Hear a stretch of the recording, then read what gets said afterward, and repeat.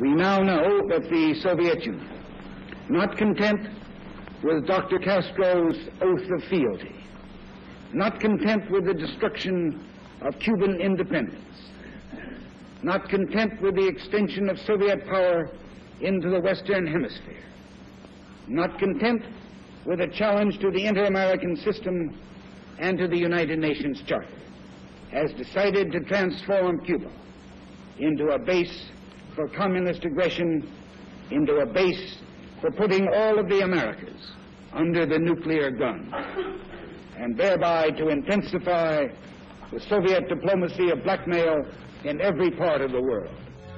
The United States' answer to what Adlai Stevenson termed Soviet blackmail in Cuba was a quarantine of all offensive weapons being shipped from Russia to that island fortress. The U.S. threw up a steel fence, prepared to stop any vessel carrying materials of war. In Cuba itself, 100,000 men were put under emergency orders, as they had been during past invasion scares. The waterfront in Havana and along other parts of the coast bristled with gun emplacements as the Cuban regime waited to see what their bosses in the Kremlin were to do. Cuba became the focus of world attention. Here centered the most critical threat of global war since the surrender of Germany 17 years ago.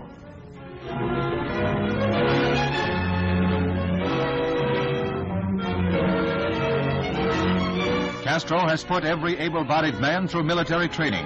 He has even armed some as young as 12 years of age, and authorities assembled thousands in cities and villages for patriotic rallies. As in the past, these rallies are designed to whip up hate of what Castro calls Yankee imperialistic warmongers. To suggestions that a UN team inspect missile sites, Castro said that they had better come ready for combat. He went on to call President Kennedy a pirate for setting up the quarantine. The United States arrived at the decision for an arms blockade after studying reconnaissance photographs made with high-powered cameras from planes flying several miles from the Cuban coast. These cameras are described as capable of spotting a golf ball on a putting green from 40,000 feet. Literally, thousands of pictures can be made on each flight by these planes, and they are studied by photo interpreters who are capable of analyzing details that an untrained eye would miss. Here, for example, is a medium-range ballistic missile base that has been labeled by these specialists.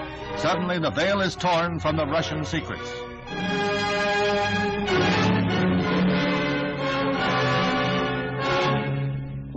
Another photo revealed a surface-to-air missile assembly depot, a base to supply the offensive sites. Russian technicians ripped through heavy jungle growth to carve out airstrips for high-performance MiG-21 jets, a plane easily capable of strikes far into the United States. In the greatest display of hemisphere solidarity since World War II, the Organization of American States unanimously endorses the actions of the United States, and many pledge arms and men to the cause. The vote is 20-0, with Cuba absent, commending the U.S. for its efforts to bring about the dismantling of the missile bases. The organization votes the use of armed force to carry out the resolution sponsored by Secretary of State Dean Rusk, thus uniting all of the Americas in a common cause. Meanwhile, the United States continues to reinforce its Cuban base at Guantanamo Bay, the naval depot that Castro wants the U.S. to give up. These Marines have been assigned the job of protecting the base against any Cuban threats that might arise during the present crisis. They'll be on a 24-hour alert, a first line of defense.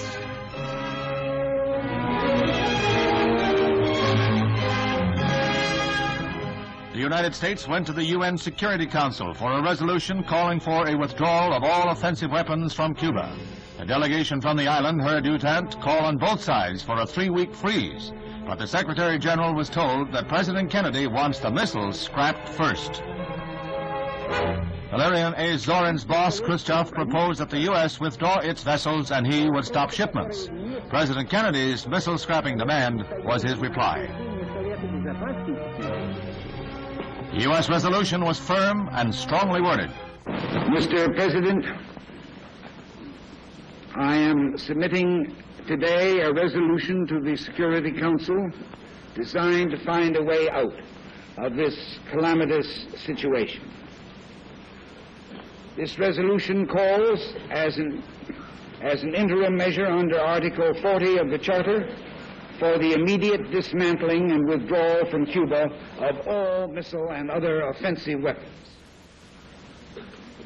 It further authorizes and requests the Acting Secretary General to dispatch to Cuba a United Nations Observer Corps to assure and report on compliance with this resolution. Upon UN certification of compliance, it calls for the termination of the measures of quarantine against military shipments to Cuba. And in conclusion, it urgently recommends that the United States and the Soviet Union confer promptly on measures to remove the existing threat to the security of the Western Hemisphere and the peace of the world, and to report thereon to the Security Council.